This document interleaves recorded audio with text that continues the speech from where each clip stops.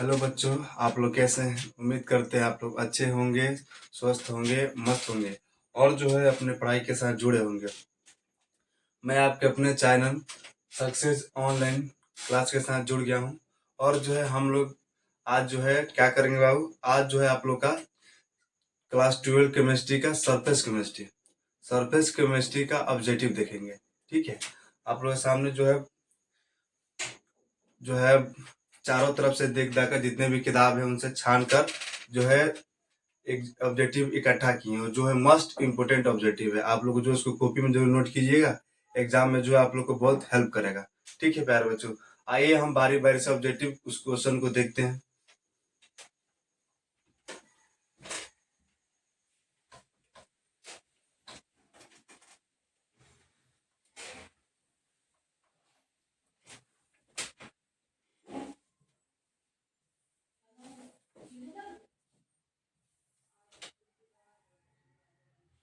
पहला क्वेश्चन है प्यारे बच्चों, सुनिएगा।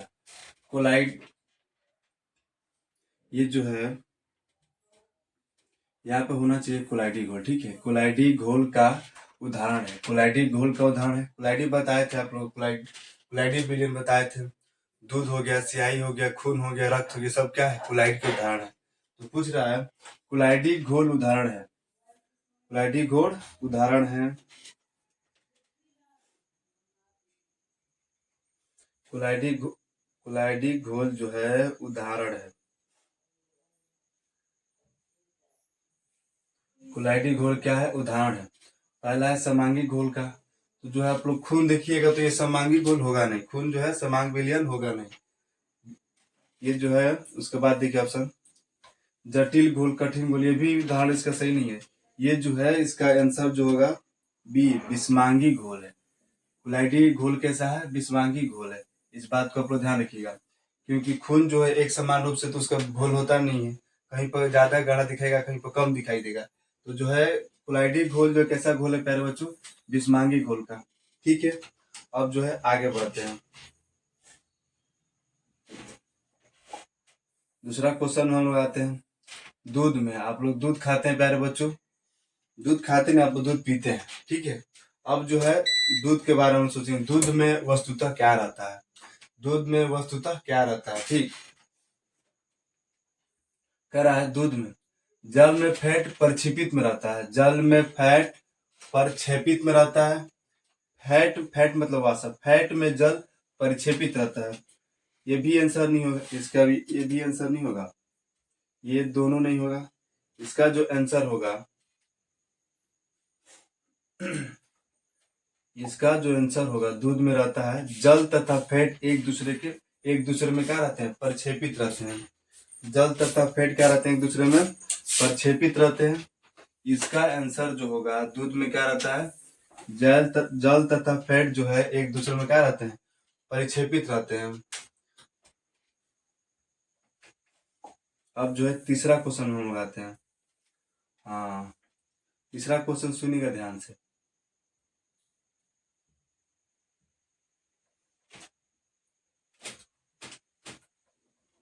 तीसरा क्वेश्चन जो है,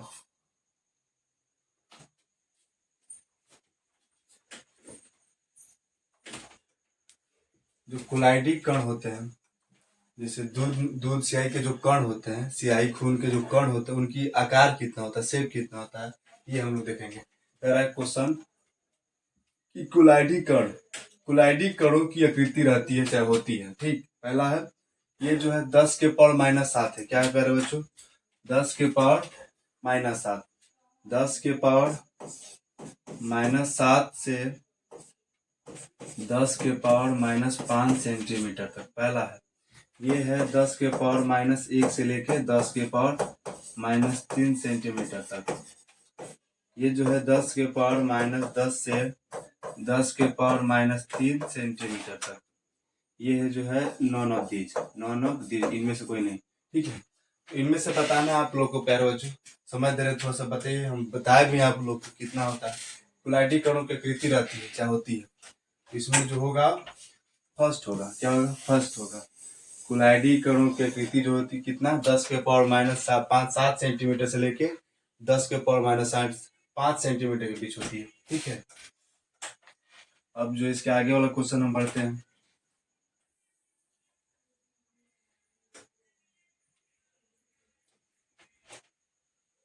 अब जो है चौथा ऑब्जेक्टिव सवाल है प्यारे बच्चों। चौथा ऑब्जेक्टिव जो सवाल है कह रहा है विलायक विलायक विरागी कोलाइड कहलाता है। विलायक विरागी कोलाइड कहलाता है। हम आप लोग को लिखवाए होंगे लायोफोबिक कोलाइड, बताए होंगे लायोफोबिक कोलाइड। लायोफोबिक कोलाइड बताए होंगे, इसी का ये दूसरा नाम है। लायोफोबिक जो होता है, लायोफोबिक कोलाइड जो होता है, लायोफोबिक कोलाइड, लायोफोबिक कोलाइड का ये है, इस लायोफोबिक कोलाइड को ही हम कौन सा उदाहरण क्या कहते हैं, विलायक विरागी कोलाइड कहते हैं। यानी आंसर जो होगा बी होगा। आंसर क्या होगा? बी। आंसर जो होगा बी होगा। आंसर क्या होगा प्यारे बच्चों? बी। लायोफोबिक कोलाइड को ही क्या कहते हैं? विलायक विरागी कोलाइड कहते हैं। ठीक है, लायोफोबिक कोलाइड को ही क्या कहते हैं? लायोफोबिक कोलाइड को ही विलायक विरागी कोलाइड कहते हैं। ठीक है प्यारे बच्चों, आगे बढ़ते हैं, 5वां सवाल पे आते हैं। ठीक है, 5वां सवाल पे आते हैं। उम्मीद करते हैं आप लोग जो है अच्छा लग रहा होगा, इस क्लास सेशन अच्छा लग रहा होगा। ऑब्जेक्टिव भी जो है बहुत मेहनत से लगाया प्यारे बच्चों। पहले पीडीएफ बनाना, फिर उसके बाद से कैमरा सेटअप करना, फिर वीडियो बनाना बहुत समय लगता है। ऑफलाइन से तुलना में जो है, ऑफलाइन के तुलना में अगर क्लास चलाना, मान लीजिए कि ऑफलाइन जाकर गए, बुक निकाल कर पढ़ाने लगे तो 1 घंटा के पढ़ाने के लिए 1 घंटा समय लगता है। लेकिन ऑनलाइन में जो है 1 घंटा पढ़ाने के लिए लगभग 3-4 घंटा उसके पीछे का मेहनत होता है। इसलिए आप लोग जो है जितना समझाया जा रहा है ध्यान से समझिए, इसको पूरा कीजिए। तो लायोफोबिक को ही विलायक विरायक कोलाइड कहलाता है। ठीक है, अब जो 5वां सवाल में आते हैं हम लोग। 5वां सवाल में आते हैं, कह रहा है 5वां सवाल विलायक से नहीं कोलाइड कहलाता है। विलायक से नहीं कोलाइड कहलाता है। 5वां सवाल है विलायक। 5वां सवाल क्या है? विलायक से नहीं कोलाइड कहलाता है। यानी विलायक से नहीं कोलाइड का जो है, एक होता है लायोफिलिक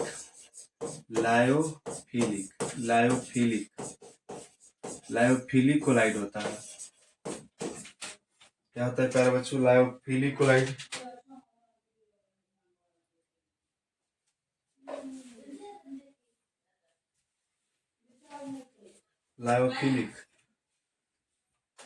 लायोफिलिक कोलाइड का, जैसे हम लायोफोबिक बोले ना, जैसे हम आप लोग को बोले कि लायोफोबिक कोलाइड जो होता है विलायक विरागी कोलाइड कहलाता है, विलायक, उसी प्रकार जो है लायोफिलिक कोलाइड को हम लोग विलायक से नहीं कोलाइड करते हैं। क्या कहते हैं? विलायक से नहीं कोलाइड करते हैं। ठीक है, तो इसका आंसर होगा लायोफिलिक कोलाइड। इसका ऑप्शन जो है नीचे है, थोड़ा सा आप ध्यान दीजिए। इसका ऑप्शन जो है नीचे है, तो विलायक से नहीं कोलाइड कहलाता है। इसका ऑप्शन जो है प्यारे बच्चों नीचे देखिए, लायोफोबिक तो होगा नहीं, ना लायोफिलिक ना लायोफोबिक, इनमें से इसका आंसर जो होगा लायोफिलिक कोलाइड। क्या कहलाता है? लायोफिलिक कोलाइड कहलाता है। ठीक है, अब जो है सवाल नंबर 6, ऑब्जेक्टिव क्वेश्चन 6 सुनिए। छठा क्वेश्चन है, क्या कह रहा है? कोलाइडी कणों की गति। ये हम जो है आप लोग को लिखवाए हैं, कोलाइडी कणों की गति जिग जैग होती है, जिग जैग मौसम में होती है। कोलाइडी कणों की गति किसी मौसम होती है? जिग जैग मौसम में होती है। इसका आविष्कार किया था, यानी टेढ़े मेढ़े जो कोलाइडी कणों में गति होती है, आप लोग बताए थे, इस तरह से कोलाइडी कणों में गति होगी, अनियमित गति होगी। क्या होगी? अनियमित गति होगी इसकी कणों की। तो इस बात को हम किसने बताया था बाबू?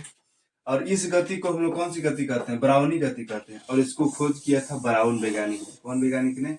ब्राउन वैज्ञानिक ने खोज किया था, ना फैराडे ने किया था। ये भी ऑप्शन गलत है, यह भी ऑप्शन गलत है, यह भी ऑप्शन गलत है। खोज किसने किया था? ब्राउन ने किया था। ठीक है प्यारे बच्चों, ये कोलाइड कणों में जो कणों की गति होती है अनियमित, जिग जैग, टेढ़े मेढ़े, इस गति का खोज जो है ब्राउन ने किया था। और इस पूछता भी है कि ब्राउनी गति क्या है, तो आपको लिखा है, बता रही है कुलाइडी कणों में कुलाइडी बिलियन में जो कणों की गति होती है, टेढ़े मेढ़े गति को ही हम लोग ब्राउनी गति कहते हैं। ठीक है, आगे सुनिए। 7वां सवाल में हम लगाते हैं। 7वां सवाल क्या है प्यारे बच्चों? 7वां सवाल,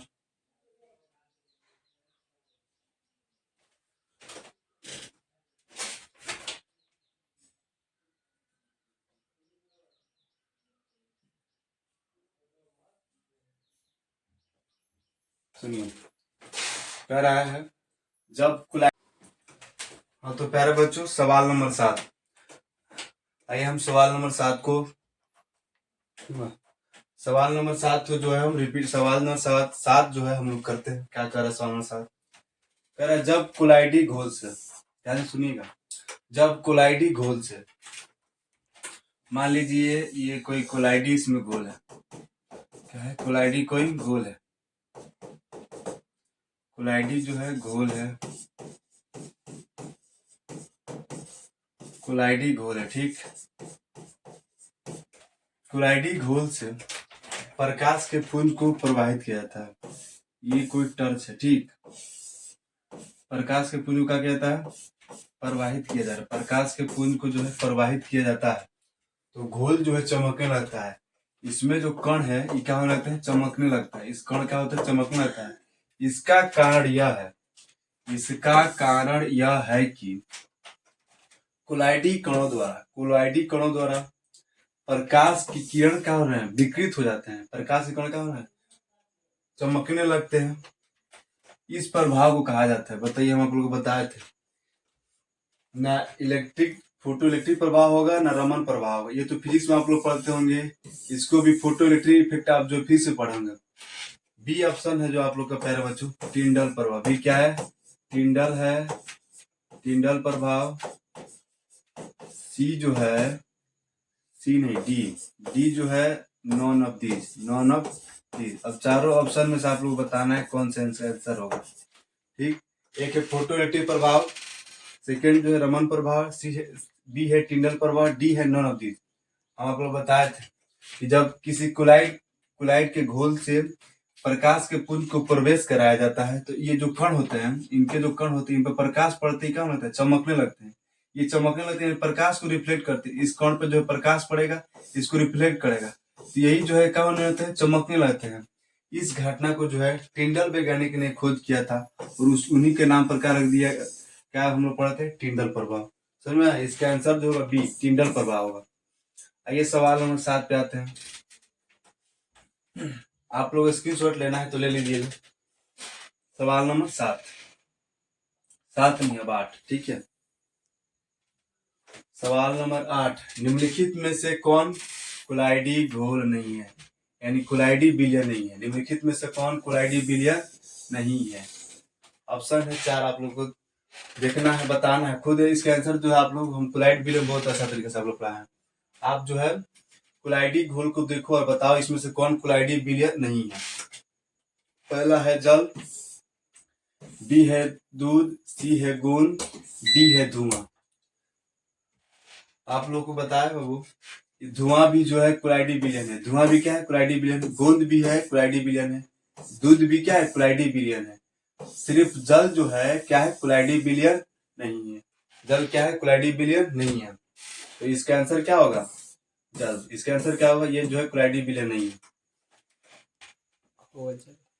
अब जो है सवाल नंबर 9, यार बच्चों, सवाल नंबर 9 क्या है? टिंडल प्रभाव प्रदर्शित होता है। टिंडल प्रभाव किसमें दिखाई पड़ेगा? टिंडल प्रभाव जो है किसमें दिखाई पड़ेगा? हम लोग ये बता रहे हैं टिंडल प्रभाव दिखाई किसमें पड़ेगा, ठीक। टिंडल प्रभाव किसमें दिखाई पड़ेगा?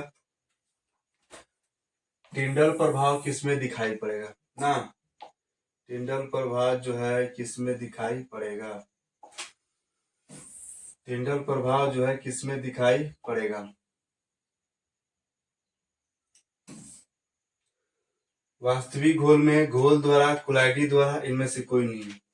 हम लोग को टिंडल प्रभाव जो दिखाई पड़ेगा वास्तविक विलयन। इसका आंसर क्या होगा प्यारे बच्चों? वास्तविक विलयन। इसका आंसर क्या होगा?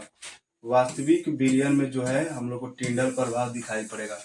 ये भी ऑप्शन गलत है, ये भी ऑप्शन गलत है, ये भी ऑप्शन, ये तो नहीं है, तो हम लोग टिंडल प्रवाह देखना चाहें किसमें दिखाई पड़ेगा, हम लोग जो है पानी का घोल बना दे, पानी और नमक का, पानी और नमक का, पानी और नमक का, पानी प्लस नमक, पानी प्लस नमक का घोल बना दिया और जो प्रकाश पुंज यहाँ से प्रवाह करे तो हमें जो है इसके कण को चमकने का क्या होगा, प्रतीत होगा। तो हम लोग इसमें वास्तविक विलयन में क्या हो सकते हैं, देख सकते हैं। उम्मीद करते हैं आप लोगों को सवाल नंबर 9 जो है समझ में आया होगा। अब जो है 10 पर हम लोग जाते हैं। सवाल नंबर 10,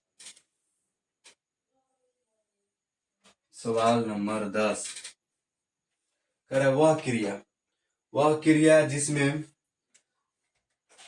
वह क्रिया जिसमें कुलाइडी कण अवक्षेपित होते हैं कहलाता है। वह क्रिया जिसमें कुलाइडी कण अवक्षेपित होते हैं कहलाता है। इसका ऑप्शन जो है पूरा नहीं है।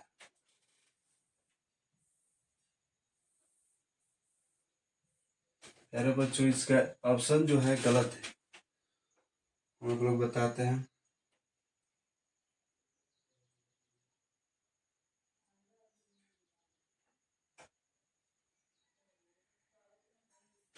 हम बताए थे कि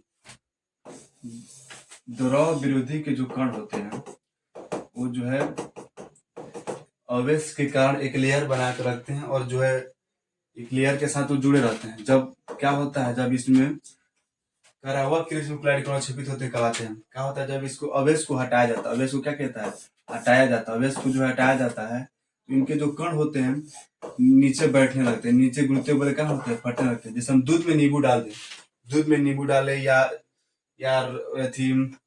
चीनी का रस डाले तो दूध क्या हो जाएगा, फट जाएगा। और फटने के बाद से जो है उनका कण जो है क्या होने लगते हैं, नीचे बैठने लगते हैं, अस्कंदित होने लगते हैं। तो कह रहा है वह क्रिया जिसमें कुलाइडी कण जो है अक्षेपित होते हैं। कुलाइडी कण क्या होते हैं, अक्षेपित होते हैं, ढीला के रूप में नीचे बैठते हैं तो क्या कहलाते हैं, अस्कंदन होगा। इसका ऑप्शन जो है क्या होगा, अस्कंदन। ये हम आप लोग को लिखवाए भी है, अस्कंदन होगा। ठीक है, तो उम्मीद करता है आप लोग सवाल नंबर 10 जरूर समझ में आया होगा। अब जो है सवाल नंबर 11 पे आते हैं। कह रहा है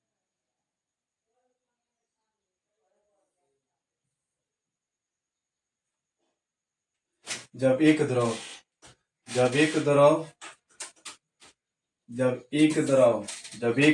दूसरे द्रव में समशीतोष्ण स्थिति में वितरित रहता है तो ऐसे विलयन को कहा जाता है।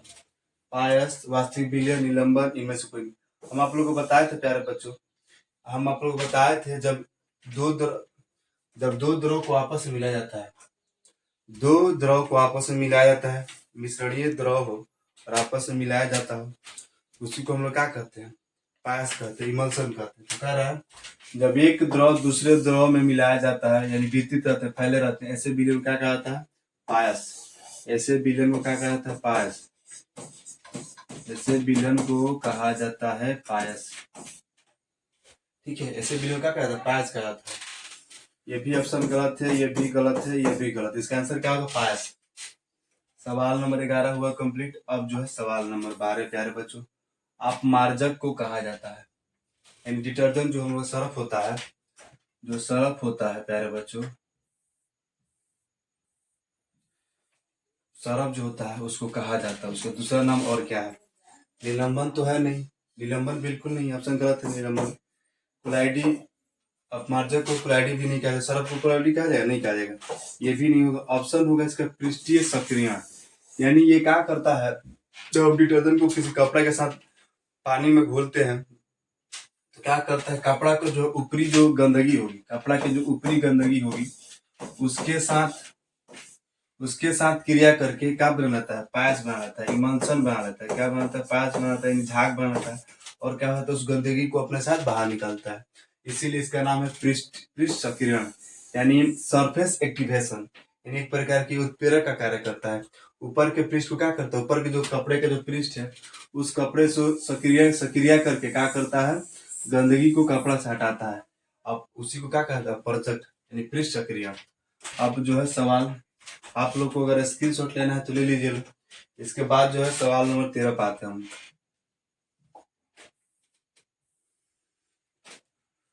ये जो है रिक्त स्थान की पूर्ति करे सवाल नंबर 13। ये जो है थोड़ा सा टाइपिंग मिस्टेक है।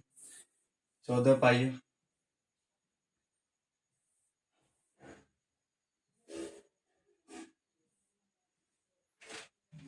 कह रहा है किसी आयन की कुलाइड को स्कंदित करने की क्षमता निर्भर करती है। किसी आयन की कुलाइड को स्कंदित करने की क्षमता निर्भर करती है। किसी आयन की कुलाइड को स्कंदित करने की क्षमता निर्भर करती है। पहला आकार पर, अवेश पर, मात्रा अवेश पर, ताप पर। तो जो है हम जब अवेश हटा देंगे, जब कुलाइड विलयन से अवेश को हटा देंगे तो कुलाइड क्या होना लगता है? स्कंदित होना। इस क्रिया को स्कंदन कहते हैं। आप लोग हम बताएं इस क्रिया को क्या कहते हैं? स्कंदन कहते हैं।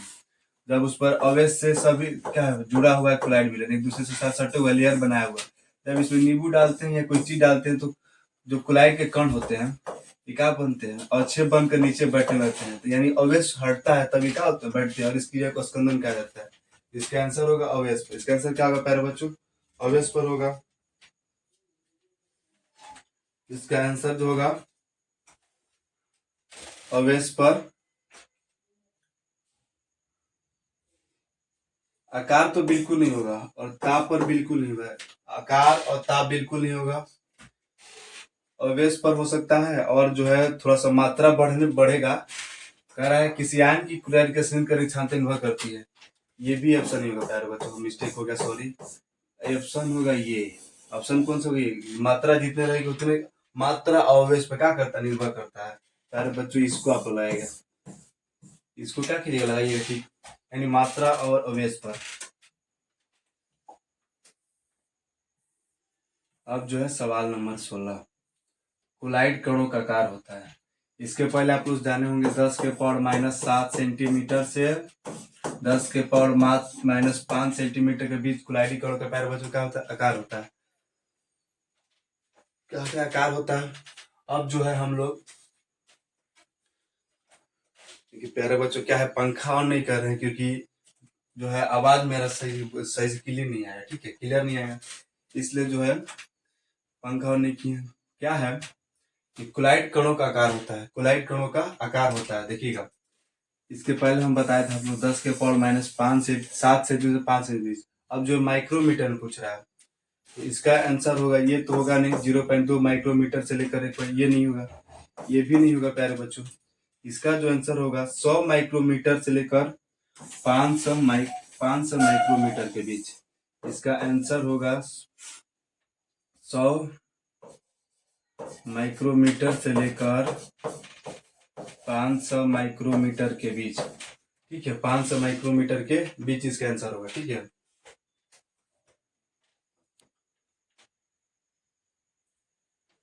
100 माइक्रोमीटर से लेकर 500 माइक्रोमीटर के बीच, यानी ऑप्शन सी। आप लोग जो है ऑब्जेक्टिव क्वेश्चन जरूर एग्जाम में नोट कीजिए, ताकि ये एग्जाम के समय आप सोचिए अभी ना नोट करें, एग्जाम आने का समय है तो समय बीते दिन लगती है, इसलिए आप जरूर नोट कीजिएगा। अब जो है सवाल नंबर 17 पे आते हैं। 17 नहीं प्यारे बच्चे, 16 कह रहा है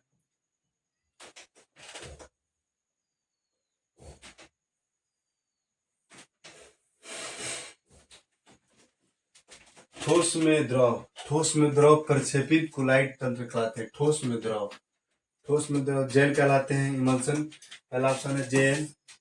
क्या पहला ऑप्शन है जेल। पहला ऑप्शन है जेल। ठोस में प्रक्षेपित कुलाइड तंत्र कहलाते हैं। ठोस में द्रव प्रक्षेपित कुलाइड तंत्र कहलाते हैं। ठोस में द्रव प्रक्षेपित कुलाइड तंत्र कहलाते हैं। हम जो आप लोगों को कुलाइड जब बता रहे थे ना, तो उसमें लिखवाए होंगे कि प्रक्षेपित प्रवास्तव तथा प्रक्षेपित माध्यम उसको मिलाया जाता है। तो ठोस में द्रव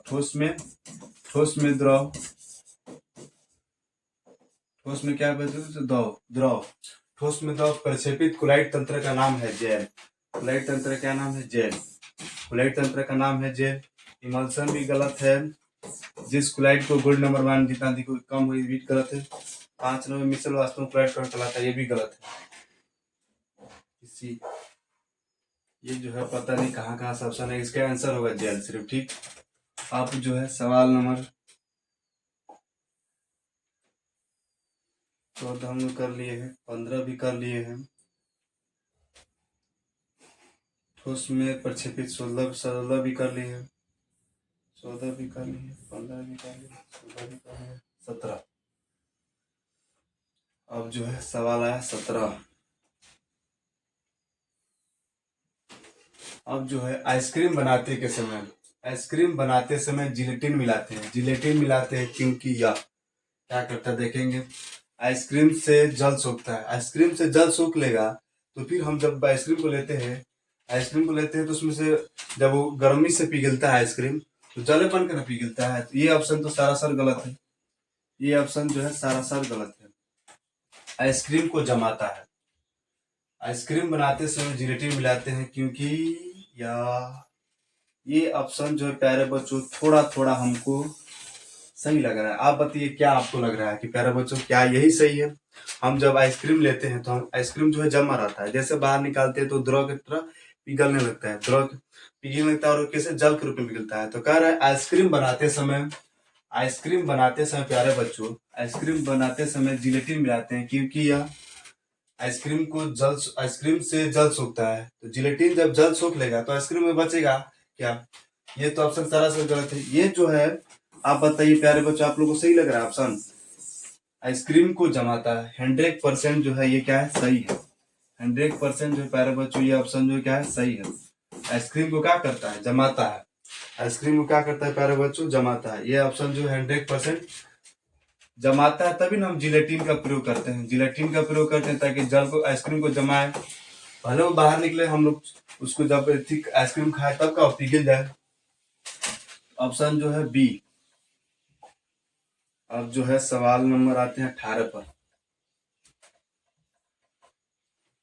सवाल नंबर 18 थोड़ा सा और ऊपर कर दे। कुलाइड अवस्था की जानकारी दी थी, कुलाइड अवस्था की जानकारी दी थी प्यारे बच्चों। हम आपको लिखवाए होंगे कुलाइड अवस्था की जानकारी किसने दी थी, कुलाइड अवस्था की जानकारी किसने दी थी ये बात हम आप लोग लिखवाए होंगे। अगर आप लोग को याद होगा तो आप लोग बताइए। हार्डी सुल्जे ने 2 नियम दिया था कुलाइड के प्रति, इन्होंने जानकारी नहीं दी थी, ये सिर्फ 2 नियम दी थी। टिंडल ने, ये तो टिंडल प्रभाव ने दिए थे, ये भी गलत है, ये डी भी ऑप्शन गलत है। ग्राहम बेल, ग्राहम बेल ने भी नहीं, ये भी गलत है। आपका आंसर होगा ये थॉमस ग्राहम ने। कौन दिए थे थॉमस ग्राहम ने कुलाइड अवस्था की क्या दिया था प्यारे बच्चों जानकारी दी थी। मजा आ रहा है आप लोग को जो है क्लास से देखने में, मजा आ रहा है तो सब्सक्राइब करना और जो है चैनल को शेयर करना ताकि और भी बच्चे इस चीज को लिख पाए। ऐसा जरूर कीजिए, शेयर जरूर शेयर करना ना भूलिएगा, ठीक है। इसका आंसर क्या होगा थॉमस ग्राहम ने। हाँ अब जो सवाल आया है प्यारे बच्चों रक्त, हम लोग सभी के शरीर में क्या है रक्त, थोड़ा सा रक्त की कमी होती है, हम लोग को चक्कर आना, चक्कर आने सारा बीमारी शुरू हो जाता है खून की कमी से। अब तो पूछा जा रहा है खून भी क्या है कुलाइडी है, कुलाइडी विजन है। पूछा जा रहा है रक्त पर अवयस पाया जाता है प्यारे बच्चों सुनिएगा, रक्त पर अवयस पाया जाता है शून्य, ये तो गलत है। धनात्मक, इनमें सब यही सिर्फ क्या होता है रक्त में जो है ऋणात्मक क्या पाया जाता है अवयस पाया जाता है। रक्त पर कौन सा अवयस पाया जाता है ऋणात्मक अवयस पाया जाता है। कौन सा अवयस पाया जाता है ऋणात्मक अवयस पाया जाता है, ठीक है। ये आंसर जो है सही है, ऋणात्मक अवयस पाया जाता है। सवाल नंबर 18 20 कह रहा है कि स्कंदन कारकों को घटती हुई स्कंदन क्षमता के क्रम में। अब जो है स्कंदन कारक है, यानी जो स्कंदन करते हैं, क्या करते हैं प्यारे बच्चों स्कंदन करते हैं, उनके कारकों को घटते क्रम में, उनके कारकों को है घटते क्रम में। स्कंदन मतलब आप लोग बताए थे हम क्या होता है प्यारे बच्चों, जब एक क्लोराइड कण है, क्लोराइड विलयन है, जब इसमें कुछ चीज मिलाएंगे तो इसके स्कंदन जो है कण नीचे बैठने लगते हैं, नीचे कण क्या लगते हैं बैठने लगते हैं। तो क्या मिलाया जाता है, वो कारक कौन से है, उसी कारक के जो है कितनी सक्रियता है उसको बढ़ते क्रम में लिखना है। तो हमको ये जो है ऑप्शन गलत है, PO3 है, इसको ऐसे लिखा गया है PO3 SO2, ये जो है समझ नहीं आ रहा क्या लिखा गया है, ये Na लिखा गया है, ये Al3 लिखा गया है, ये Ba2+ लिखा गया है, Ba2+। इसका ऑप्शन जो होगा सी, यानी अल्युमिनियम 3 बढ़ते क्रम में, घटते क्रम में,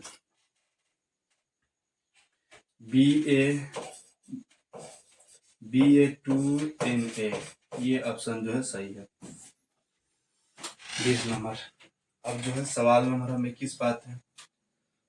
आप लोग जो है स्क्रीनशॉट ले लीजिए। सवाल नंबर 21। सवाल नंबर 21, निम्न में से कौन सा विलयन कोलाइडी नहीं है? निम्न में से कौन सा विलयन जो है कोलाइड नहीं है? तेल तथा पानी तो कोलाइड है, ये तो कोलाइड विलयन है। दूध तथा पानी ये भी कोलाइड विलयन है।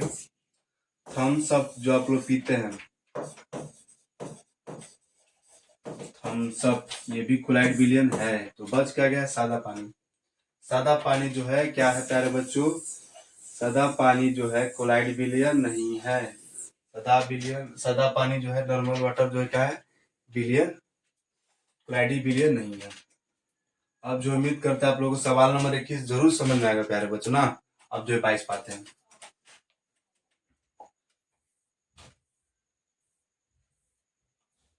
सवाल नंबर 22।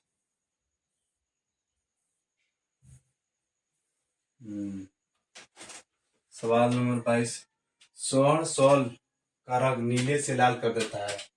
स्वर्ण सॉल का रंग नीले से लाल कर देता है। स्वर्ण सॉल का रंग नीले से लाल कर देता है। कौन सा विलयन? 10% स्टार्च का विलयन? नहीं, ये ऑप्शन गलत है। 10% ग्लूकोज का विलयन? ये भी ऑप्शन गलत है। आपका आंसर जो सही है, 10% नमक का विलयन जो है स्वर्ण सॉल को क्या कर देगा? रंग जो है नीले से क्या कर देता है? लाल कर देता है। क्या कर देता है? नीले से लाल कर देता है। ये सारा जो है ऑब्जेक्टिव आप लोग कॉपी में जो है नोट होना चाहिए।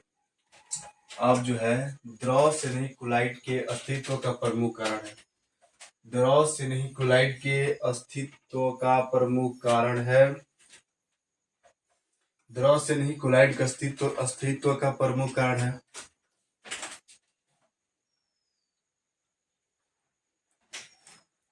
द्रव से नहीं कोलाइड के अस्तित्व का प्रमुख कारण क्या है बच्चों? आकार तो है, ये है ही नहीं, आकार होगा नहीं, आकार होगा नहीं।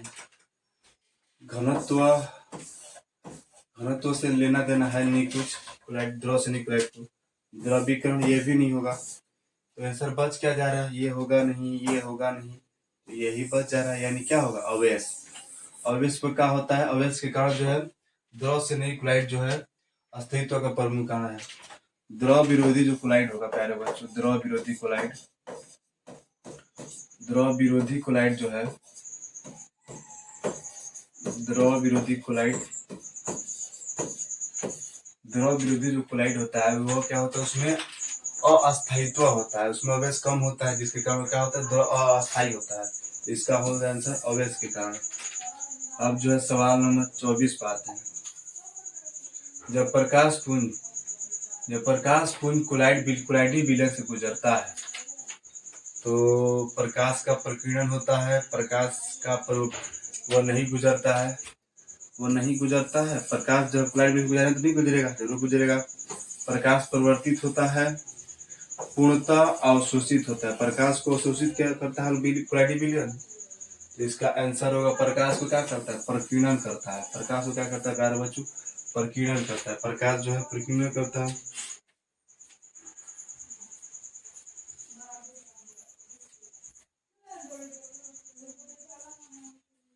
क्या होता है प्यारे बच्चों?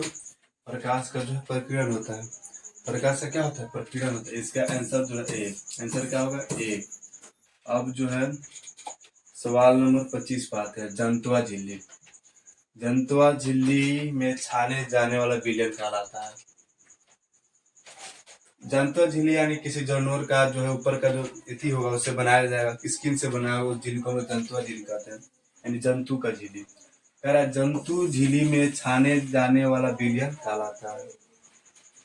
तो निलंबन यानी जंतु, हम जब चमड़े की झिल्ली से निलंबन को छानेंगे, निलंबन यानी एक बार समझिए जो है कीचड़ को छना पाएगा? नहीं छना पाएगा। क्लाइडी विलियन भी नहीं छाना पाएगा जंतु झिल्ली से, जंतु के चमड़े जो क्लाइडी विलियन भी नहीं छा पाएगा, और छेप का विलन ये भी नहीं छाना पाएगा। तो जो है समांगी विलन यानी नमक और पानी का विलन क्या है, यानी ऑप्शन ए जो है इसका आंसर होगा।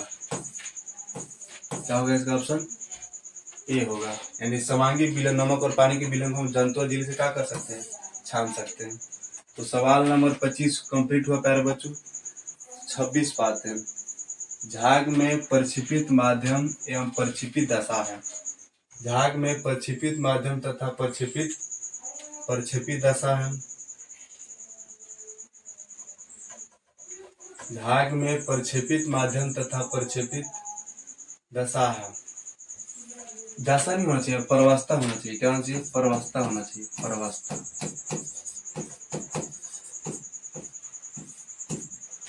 झाग में प्रक्षेपण माध्यम प्रक्षेपित परवस्था है। तो जो है झाग में द्रव तथा गैस होता है, नहीं द्रव तथा गैस होता नहीं है। द्रव तथा द्रव ये भी नहीं हुआ, ये भी ऑप्शन नहीं है, ये भी ऑप्शन गलत है। झाग जो बनता है ये भी ठोस ठोस बिल्कुल गलत है। आपका आंसर जो होगा ठोस तथा क्या होगा, गैस, ठोस तथा गैस। गैस में जो है ना उसमें ठोस के कण मिले होते हैं। गैस में क्या होता है, झाग में ठोस के कण मिले होते हैं जिसके कारण झाग बनता है। ठीक है, तो आप लोग को जो है 26 नंबर सवाल जो है समझ में आया होगा। अब जो 27 पाते हैं। चिमनी आप लोग देखे हैं, चिमनी जहाँ से क्या निकलता है, धुआं निकलता है, जहाँ ईंट पकता है। चिमनी से निकलने वाला धुआं का उदाहरण है ठोस में गैस का, ठोस में गैस का, द्रव में गैस का। तो द्रव में गैस जो हवा जो धुआं निकलता है उसमें तो द्रव रहता नहीं है, तो ये ऑप्शन गलत है। ये ऑप्शन क्या है प्यारे बच्चों, गलत है। ये ऑप्शन जो गलत है, बाकी ये ऑप्शन गैस में गैस ये भी गलत है, ये भी गलत है। आपका आंसर होगा जो हम धुआं निकलता है चिमनी से उसमें जो है कुछ छोटे छोटे कण भी क्या होते हैं ऊपर की तरफ उड़ते हैं।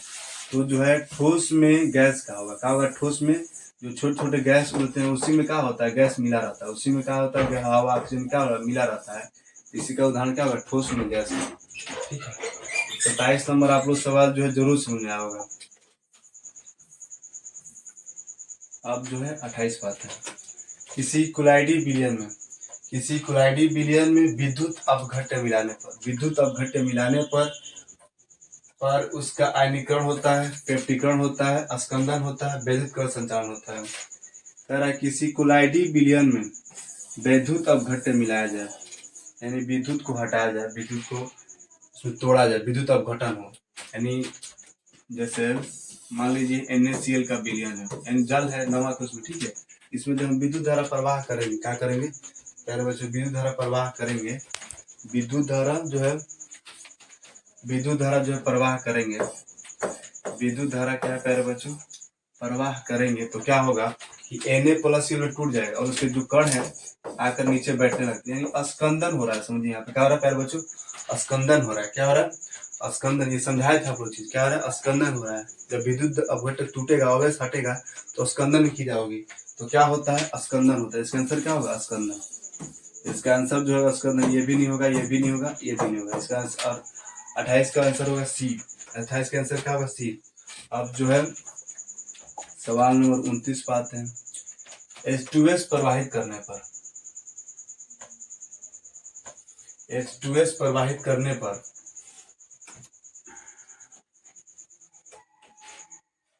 H2S प्रवाहित करने पर H2S प्रवाहित करने पर H2S गैस एक प्रकार का। H2S प्रवाहित करने पर यदि क्लोराइडी गंधक का पीला अवक्षेप प्राप्त हो तो क्लोराइडी विलयन की प्रकृति होगी, क्लोराइडी विलयन की प्रकृति होगी।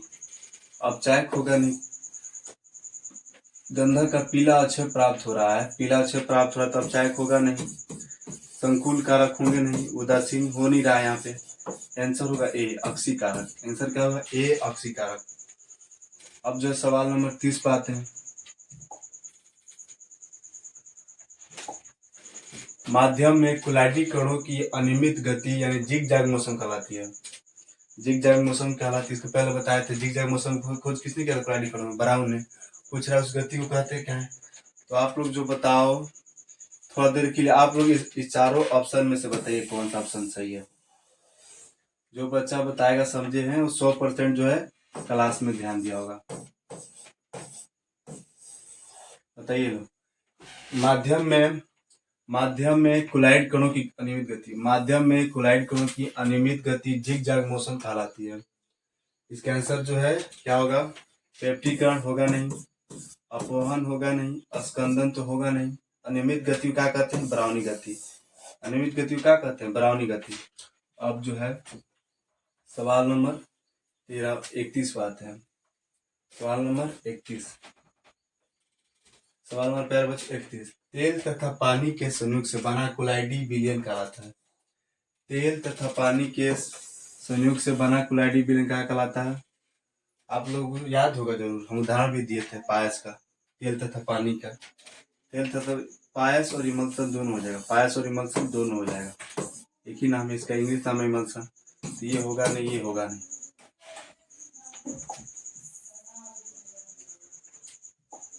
अब जो है सवाल नंबर 32। हम लोग पीछे बढ़ रहे हैं प्यारे बच्चों, आगे बढ़ना चाहिए हम लोग को। अभी थोड़ा देर पहले हम लोग 31 था और ठीक है, तब ठीक है। कोलाइडी कणों का अवयस कारण अवक्षेपित करना कहलाता है। कोलाइड को अवयस विहीन करके अवक्षेपित करना कहलाता है। ध्यान से सुनिएगा, इस बात को कितना बार रिपीट कर चुके हैं। कोलाइड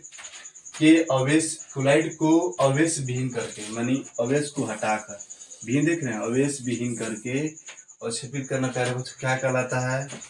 ये जो है सवाल इस ऑब्जेक्टिव में कितना बार उठाया गया, कितना तरह से पूछा गया, कितना तरह से पूछा गया। तो आप लोग को जो है अब याद हो गया होगा कि कोलाइड को अवयस विहीन करके अवक्षेपित करना क्या कहलाता है? स्कंदन कहलाता है। ऑप्शन दिया स्कंदन, ऑप्शन जो है दिया है, लेकिन जो है यहाँ दिया है, यानी यहाँ दिया है। ऐसा समझे? इसका आंसर होगा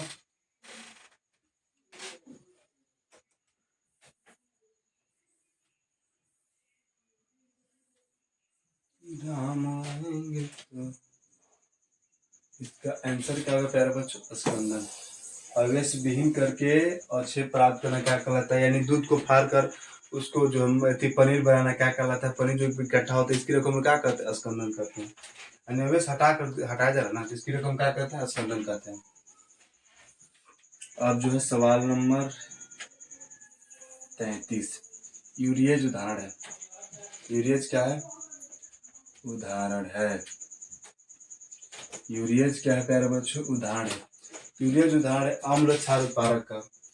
यूरियज आप लोग को बताया था, यूरियज एक प्रकार का एंजाइम है। यूरियज क्या है? एक प्रकार का एंजाइम है, एक प्रकार का एंजाइम भी है और उत्प्रेरक का कार्य भी करता है। तो अम्ल क्षार उत्प्रेरक कहाँ? ये तो आंसर होगा नहीं, ये आंसर होगा नहीं। एक कोलाइड कहाँ? यूरियज कोलाइड है? नहीं, बिल्कुल नहीं। एक एंजाइम का। किसका उदाहरण है? एक एंजाइम का। इसका आंसर, इसका आंसर क्या होगा? एक एंजाइम का। एक एंजाइम है कौन? यूरियज उदाहरण क्या है? एक एंजाइम है। प्यारे बच्चों अब जो है हम सवाल नंबर 34 पाते हैं। सवाल नंबर कितना पाते हैं? 34 पाते हैं। सवाल नंबर जो है 34 पाते हैं। अधिशोषण सिद्धांत में, अधिशोषण सिद्धांत निम्न किस प्रकार के उत्प्रेरण की व्याख्या करता है? कह रहे हैं अधिशोषण सिद्धांत। प्यारे बच्चों अधिशोषण सिद्धांत में निम्न में से किस प्रकार की उत्प्रेरणा की व्याख्या करता है? अधिशोषण, अवशोषण और जो है अधिशोषक, अधिशोषण, ये सारा चीज जो है आप लोग बहुत अच्छा समझा है। तो समांगी उत्प्रेरण का, अम्ल क्षार उत्प्रेरण का, विषमांगी उत्प्रेरण का, एंजाइम उत्प्रेरण का, आप लोग इसका आंसर बताइए। हम जो है 10 सेकंड के लिए आप लोग को दे रहे हैं समय, बताइए इसका आंसर।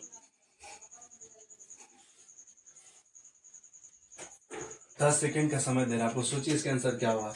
चारों यहाँ पे ऑप्शन है, चारों जो है यहाँ पे ऑप्शन है, आप लोग को बताना होगा कि इसका ऑप्शन क्या होगा। समांगी उत्प्रेरण का, अम्ल क्षार उत्प्रेरण का, विषमांगी उत्प्रेरण का, एंजाइम उत्प्रेरण का। जो बताइए आप लोग, जो अधिशोषण की क्रिया होती है, अधिशोषण की क्रिया होती है, जरूरी है कि वो समान मात्रा में होगा। अधिशोषण एक चना जो है, कोई चना देख, चना का भी हुई है, कोई चना ज्यादा फूल जाता है, कोई चना कम फूलता है। तो जो है अधिशोषण की क्रिया समान होती है? बिल्कुल नहीं, अधिशोषण समान प्रकार का होता ही नहीं है। अधिशोषण क्या होगा? विषमांगी उत्प्रेरण है। कैसा उत्प्रेरण है? विषमांगी उत्प्रेरण है। तो ऑप्शन ये सही है, गलत, ये भी गलत प्यारे बच्चों, ये भी गलत। ऑप्शन जो है 34 का सी होगा। ठीक है, क्या होगा? 34 का सी होगा। अब जो है सवाल नंबर 35 पे आते हैं। इस बात है 35 पे। ठीक है, तो 35वां सवाल क्या है? कह रहा है निम्नलिखित में से कौन सा द्रव से नहीं कोलाइड है? द्रव से नहीं कोलाइड, द्रव से नहीं कोलाइड कौन सा है? दूध, कोहरा, रक्त। दूध, कोहरा, रक्त, ये जो तीनों जो है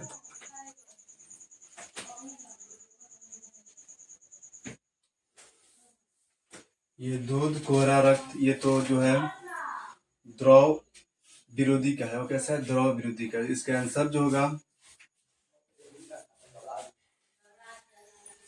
इसका आंसर जो क्या होगा? गोंद होगा। क्या होगा प्यारे बच्चों? गोंद होगा। इसका आंसर जो होगा गोंद होगा। क्या होगा?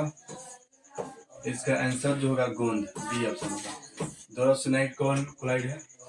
निम्नलिखित में से कौन द्रव से नहीं कोलाइड है? तो द्रव, क्या है? द्रव।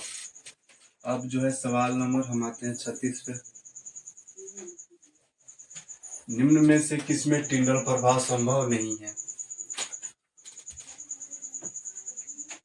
टिंडल प्रभाव संभव नहीं है। निलंबन में, पायस में, शक्कर विलयन। आप लोग बताइए इसका आंसर क्या होगा?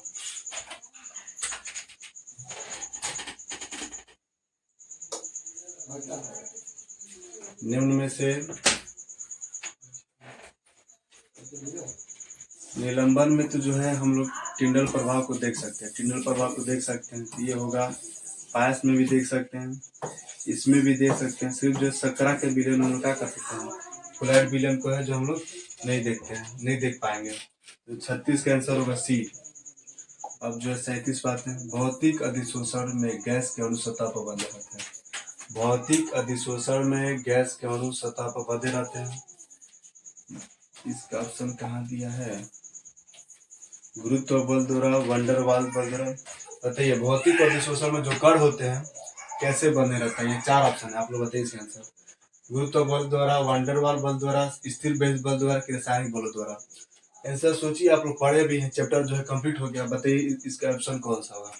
और आप लोग दिमाग लगाइए। हम बताए भी होंगे आप लोग को कि भौतिक अधिशोषण में किस बल द्वारा जो है, आप लोग को याद होगा। कोई बल नाम लिए होंगे तो बताइए। स्थिर विद्युत बल द्वारा हम तो नाम लिए नहीं है कभी। आप लोग जब पढ़ा है चैप्टर सरफेस केमिस्ट्री, ये भी रासायनिक बल द्वारा, ये भी बिल्कुल नहीं। गुरुत्व बल का जो है स्कंदन ने बताए थे, गुरुत्व बल का क्या होता है? कण बढ़ जाते हैं, लेकिन ये आंसर होगा नहीं। आंसर जो होगा भौतिक अधिशोषण में कण जो होते हैं वांडर वाल बलों द्वारा क्या होते हैं? बने होते हैं।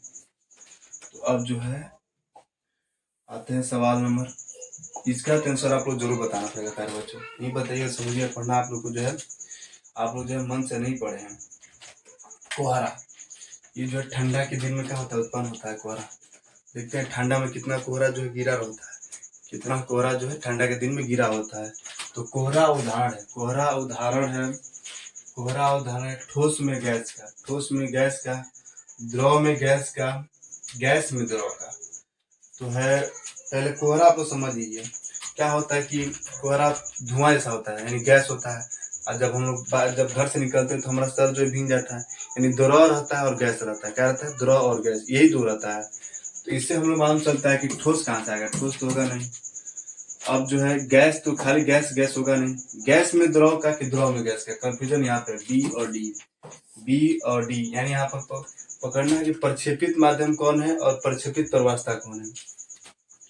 तो बताइए क्या रहता है? द्रव में जो होते हैं गैस के कण क्या होते हैं? फंसे रहते हैं। द्रव में जो होते हैं गैस के कण फंसे रहते हैं।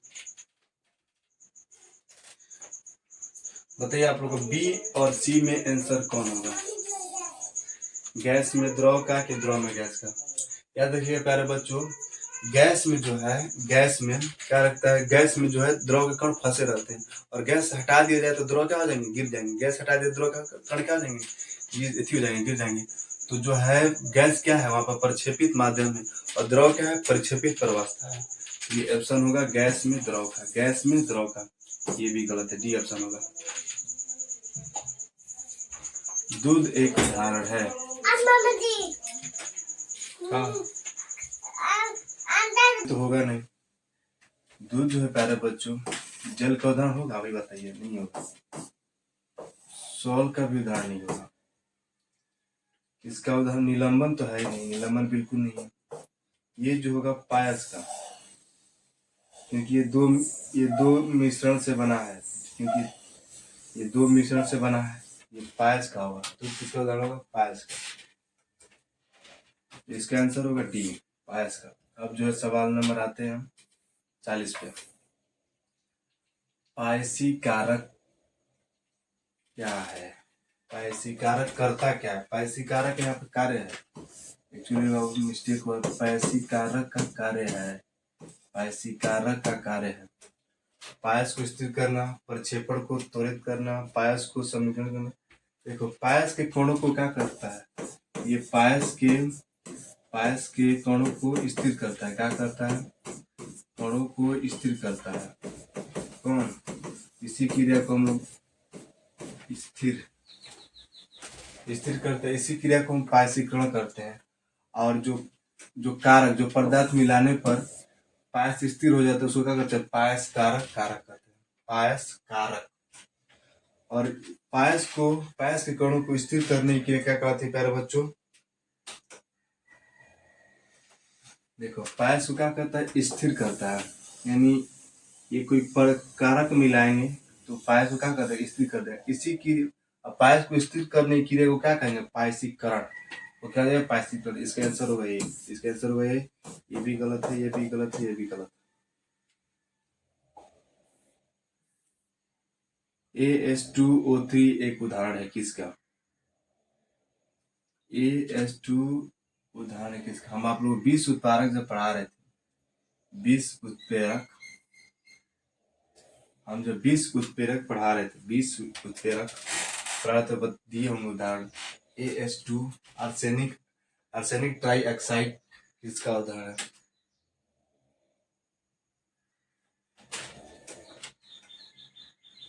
हम जब पढ़ा रहे थे कि AS2 20 उत्प्रेरक, आप लोग को उदाहरण दिए होंगे। इसका उदाहरण दिए होंगे। किसका उदाहरण बाबू? कि धनात्मक उत्प्रेरक तो है नहीं, धनात्मक उत्प्रेरक है नहीं, ये भी ऑप्शन गलत है। ये भी उत्प्रेरक है नहीं, वर्धक उत्प्रेरक है नहीं, तो है क्या? ये 20 उत्प्रेरक है। AS2O3 क्या है? 20 उत्प्रेरक है। AS2O3 क्या है बच्चों? 20 उत्प्रेरक है। अब जो है सवाल नंबर हम आते हैं 42 पे। सवाल नंबर कितना पाते हैं? 42 पे। आइए देखिए,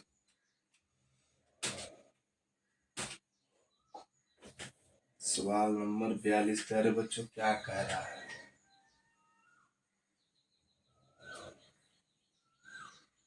कह रहा है लेंगाम्यूर आइसोथर्म।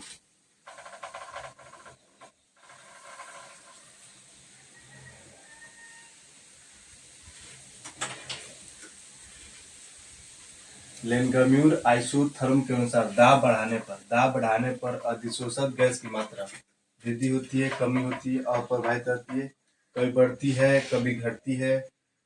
ये चारों ऑप्शन में आपको जवाब देना है बच्चों। इसका आंसर जो होगा लेंगाम्यूर आइसोथर्म के अनुसार दाब बढ़ाने पर अधिशोषित गैस की मात्रा में जो है, बताइए क्या होती है? अधिशोषित गैस की मात्रा क्या होती है? कि अधिशोषित गैस की मात्रा में कमी भी नहीं होती। ये भी ऑप्शन गलत है, ये भी गलत है, ये भी कभी घटता, कहीं बढ़ती है, कहीं घटता। क्या होती है? वृद्धि होती है। आइसोथर्म के अनुसार दाब बढ़ाएंगे तो अधिशोषित जो गैस होगी उसकी मात्रा क्या होगी? बढ़ेगी, वृद्धि होगी। सवाल नंबर जो है 43।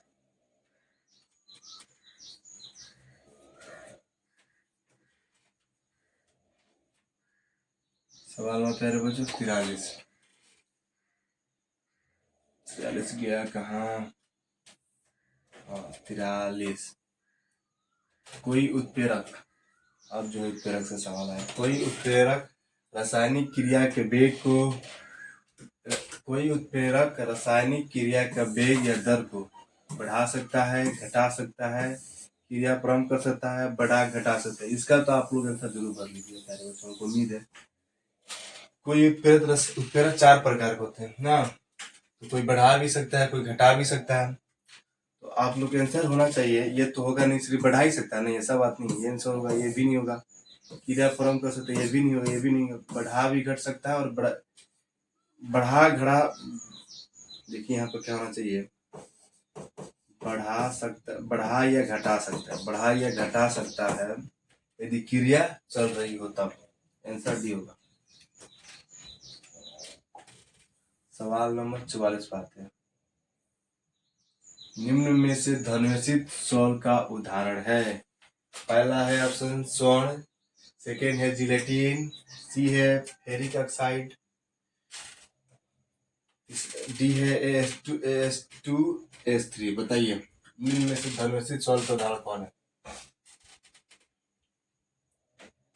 निम्न में से धनावेशित सॉल्ट का उदाहरण कौन है? धनावेशित सॉल्ट का उदाहरण, धनावेशित, ये है जिलेटिन, इस पर धन अवेश रहता है। क्या होता है बच्चों? धन अवेश रहता है जिलेटिन पे। ये नहीं होगा, ये भी नहीं होगा, ये भी नहीं होगा, ये होगा जिलेटिन, इस पर क्या रहता है? धन अवेश रहता है। आगे सुनिए लो।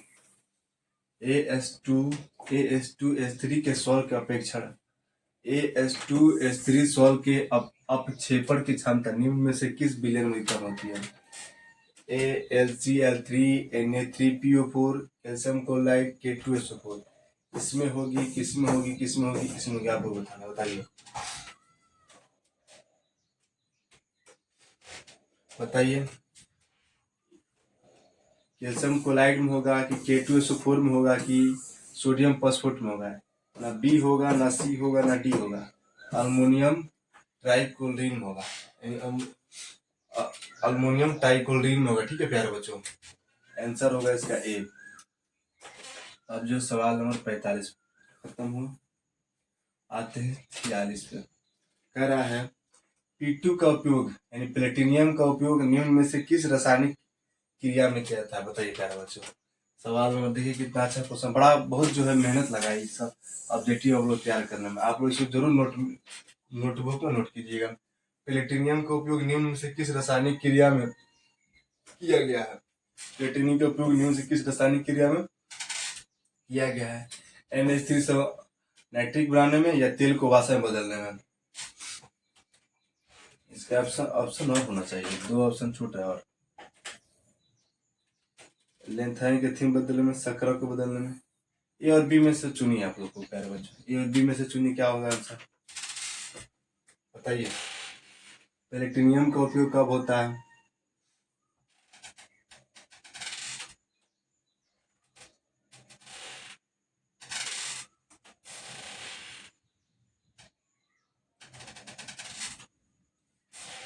जब NH3 से नाइट्रिक अम्ल को, NH3 से नाइट्रिक को बनाने में प्लेटिनियम का उपयोग होता है, याद रखिएगा। अमोनिया से नाइट्रिक अम्ल को बनाने में किसका प्रयोग होता है? प्लेटिनियम का।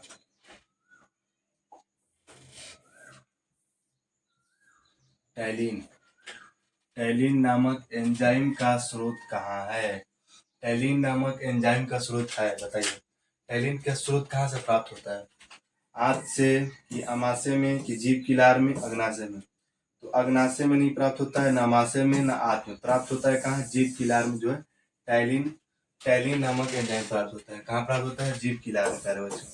जीभ की लार जो होती है उसमें प्राप्त होता है क्या? टैलिन नामक एंजाइम। उम्मीद करते हैं आप लोग को जो है ऑब्जेक्टिव क्वेश्चन अच्छा लग रहा होगा।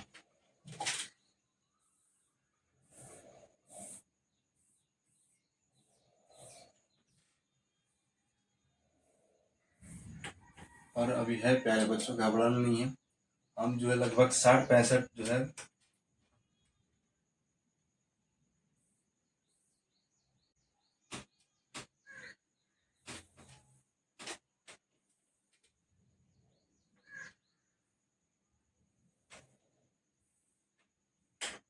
अब जो है भौतिक अधिशोषण क्रिया, जो फिजिकल एड्जॉर्प्शन होगा, भौतिक अधिशोषण की प्यारे बच्चों जो क्रिया होगी कक्ष तच पर यानी रूम टेम्परेचर पर, रूम टेम्परेचर पे या हाई टेम्परेचर पे, किसी भी ताप पर या अति निम्न ताप पर। आप लोग बताओ जो भौतिक अधिशोषण क्रिया होती है किस ताप पर होती है? इसका ना ये होगा आंसर, ना ये होगा, ना ये होगा आंसर होगा ए। रूम टेम्परेचर पर जो है भौतिक अधिशोषण क्रिया क्या होती है? हम जब है क्या है प्यारे बच्चों, चाना को फुलाते हैं तो हम जो है क्या है जहाँ रहते हैं वहाँ रख देते हैं। चाना क्या होता है 12 घंटा में पूरा खूब बढ़िया से जो है फूल कर बड़ा बड़ा हो जाता है ना। तो जो कोई टेम्परेचर बाहर से डालना पड़ता है? नहीं डालना पड़ता। उतने टेम्परेचर क्या होता है प्यारे बच्चों, वो चाना के अधिशोषण क्रिया कर लेता है। तो जो है उसी को कहते हैं कच्छ ताप या रूम टेम्परेचर। उम्मीद करता है आप लोग की बात समझ में आई होगी। अब जो है चलते हैं सवाल नंबर 49। सवाल नंबर प्यारे बच्चों 49, निम्न में से कौन द्रव से नहीं क्लोराइड का उदाहरण है? द्रव से नहीं क्लोराइड का उदाहरण कौन है बताइए? निम्न में से कौन? आपके सामने 4 ऑप्शन है, आप बताइए। गैस कीजिए, स्वर्ण है कि गंधक है कि कोयला है कि जिलेटिन है? 49 नंबर सवाल। निम्न में से कौन द्रव से नहीं क्लोराइड है? यानी जिलेटिन है। क्या है प्यारे बच्चों? जिलेटिन। जिलेटिन जो है ये बर्फ बनाते समय, आइसक्रीम बनाते समय इसको मिलाया जाता है ताकि क्या करता है, पानी को जमाता है। तो इसका वहां भी उपयोग आपको क्वेश्चन बताए ही है। और जो है द्रव से नहीं क्लोराइड का भी उदाहरण है। अब जो सवाल नंबर 51, सवाल नंबर 51, एक बहुस्तरीय अधिशोषण होता है। भौतिक अधिशोषण यानी भौतिक अधिशोषण नहीं, रासायनिक अधिशोषण नहीं, सतह अधिशोषण, इनमें से कोई नहीं। ऑप्शन सी होगा इसका राइट आंसर। सतह अधिशोषण में क्या होता है? बहुत सारे अधिशोषण होते हैं। सतह अधिशोषण बहुत तरह से क्या होता है? अधिशोषण होते हैं। एम तथा पी के मध्य वक्र कहलाता है। एम तथा पी के मध्य जो वक्र कहलाता है अधिशोषण समतापी वक्र कहलाता है। क्या कहलाता है? अधिशोषण समतापी वक्र कहलाता है। सवाल नंबर 53 पे आते हैं। द्रव से नहीं क्लोराइड स्थिर होते हैं क्योंकि उनके कणों पर आवेश रहता है। उनके कणों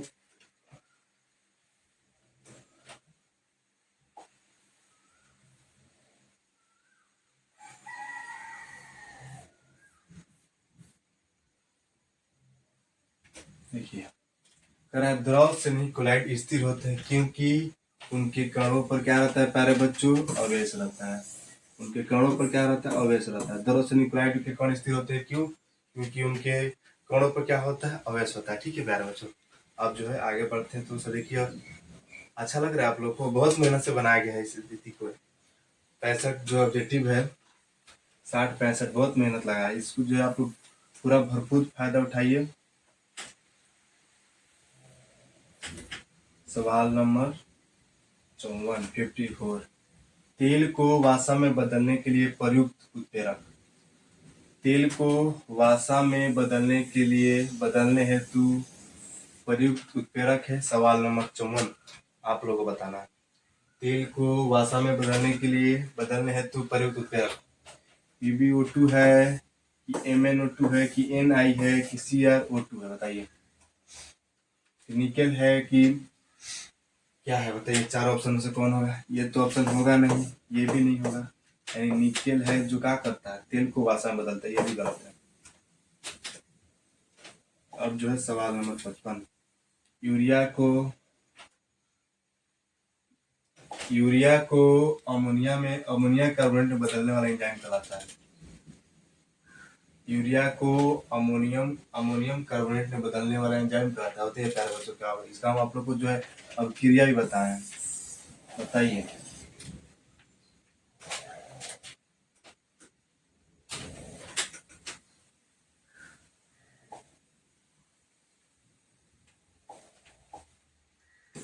चारों ऑप्शन से होती है, कौन सा आंसर होगा? यूरिया को अमोनिया कार्बोनेट में बदलने वाला एंजाइम क्या कहलाता है?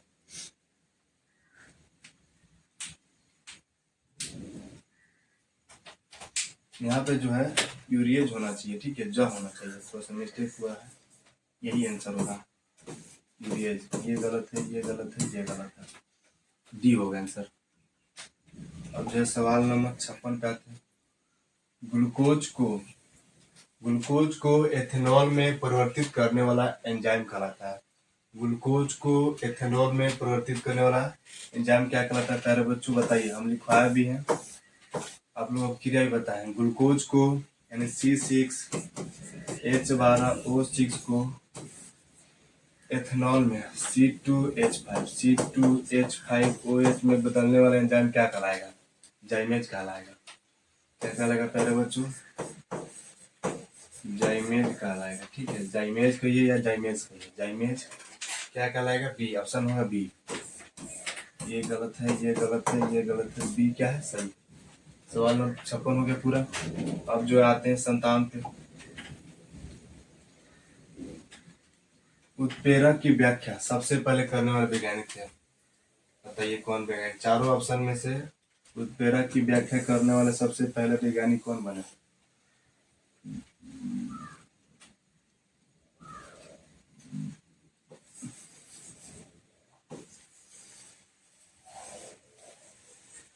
बताइए, उत्प्रेरक की व्याख्या सबसे पहले करने वाले वैज्ञानिक कौन थे? वैज्ञानिक करने वाले वैज्ञानिक कौन थे?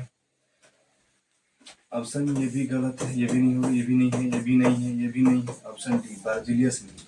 बार्जिलियस ने सबसे पहले उत्प्रेरक की क्या की प्यारे बच्चों? व्याख्या की, बताया। अब जो आते हैं सवाल नंबर 58।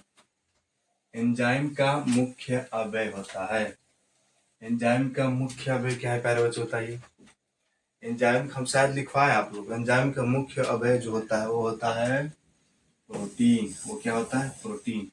वो क्या होता है? प्रोटीन। एंजाइम का जो मुख्य अवयव होता है वो होता है प्यारे बच्चों प्रोटीन। शीश कक्ष प्रक्रम में प्रयुक्त होने उत्प्रेरक है N2O, MnO2, सल्फ्यूरिकम, नाइट्रिकम। बताइए आपको, चार ऑप्शन में से बताइए। आंसर जो है ए होगा, N2O। ठीक है, 60 में आता है सवाल नंबर 60 क्या कर रहा है? निम्न में से कौन सा पदार्थ जल का शुद्धिकरण में प्रयुक्त होता है? ये तो आप लोग जानते ही होंगे। ब्लीचिंग पाउडर की, माठा सोडा की, फिटकरी की, स्टार्च। चारों ऑप्शन में से आपको जो है बताना है। चारों ऑप्शन से कौन सा ऑप्शन सही होगा? फिटकरी जो है जल को शुद्धिकरण प्रयोग होता है। क्या होता है? प्रयोग होता है। सवाल नंबर 61। कोलाइड पर अवयव की जानकारी प्राप्त होती है। अपवहन द्वारा, वैद्युत संचालन द्वारा, अति सूक्ष्मदर्शी द्वारा, एक्सटर्नल उपकरण द्वारा। कोलाइड पर अवयव की जानकारी जो प्राप्त होती है प्यारे बच्चों, एक्सटर्नल उपकरण के द्वारा क्या होती है? प्राप्त होती है। क्या प्यारे बच्चों? एक्सटर्नल उपकरण द्वारा क्या होती है? प्राप्त होती है। कोलाइड पर जो अवयव की जानकारी किसके द्वारा प्राप्त होती है? एक्सटर्नल उपकरण द्वारा। स्कंदन कारक पर अवयव से स्कंदन की व्याख्या की थी। स्कंदन कारक पर अवयव से स्कंदन की व्याख्या की थी टिंडल ने, ब्राउने ने, हार्डी एवं सूजे ने। आप लोग को मालूम है प्यारे बच्चों, हार्डी एवं सूजे ने दो नियम दिया था स्कंदन के प्रति। एक जो होता है विपरीत अवयव वाले को क्या होता है? कथित होते हैं। एक और नियम दिया था, दो नियम दिया था, दो पद हैं इसके, हार्डी सूजे के। आप लोग लिखवाए भी हैं शायद हम। इसका आंसर वही है। स्कंदन कारक पर अवयव से स्कंदन की व्याख्या कौन की थे? हार्डी एवं सूजे ने। सवाल नंबर 63 और ये है लास्ट सवाल। ठीक है प्यारे बच्चों, जिलेटिन के स्कंदन हेतु सबसे अधिक प्रभावी होता है क्या प्यारे बच्चों? एल्कोहल। जिलेटिन को स्कंदन करना है, यानी तोड़ना है उसको, तो उसके लिए क्या है सबसे जरूरी है? प्रभावी कौन होता है? अल्कोहल। प्यारे बच्चों, आप लोग को कैसा लगा आज का क्लास? हमारी मेहनत बताइए कैसी लगी आपको? आप जो है कोई कमी होगा तो जरूर कमेंट में लिखिएगा ताकि हम अपनी कमी को सुधार लें।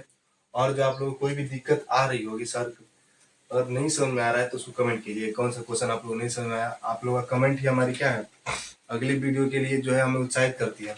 इसलिए कमेंट करना और शेयर करना और सब्सक्राइब करना जो है बिल्कुल नहीं भूलें। ठीक है प्यारे बच्चों, आप लोग को इतना कीमती समय देने के लिए धन्यवाद। हमारे क्लास से जुड़े रहिए। आप लोगों को जो है हर चीज यहाँ पर उपलब्ध हम करा देंगे, थोड़ा समय से धीरे धीरे। ठीक है प्यारे बच्चों।